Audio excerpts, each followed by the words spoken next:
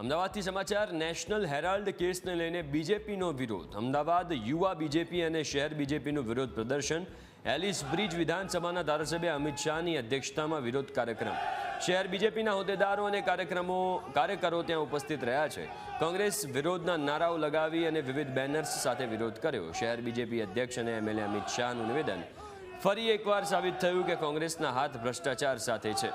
કોંગ્રેસના સુપ્રીમો સામે જ ચાર્જશીટ થઈ છે। કોંગ્રેસ ભ્રષ્ટાચાર સાથે છે અને રહેવાની છે। દેશની પ્રજા જાણે છે કે કોંગ્રેસ કેટલી હદે ભ્રષ્ટાચાર કરે છે। આ નિવેદન તેમણે આપ્યું। ફરી એકવાર સાબિત થયું છે કે कांग्रेस के हाथ भ्रष्टाचारियों के साथ।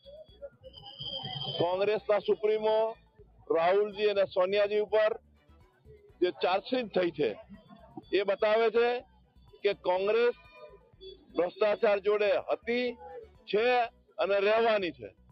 અને આપણે સૌ જાણીએ છીએ કે આ કેસનો શરૂઆત કોંગ્રેસના શાસનમાં જ થઈ હતી।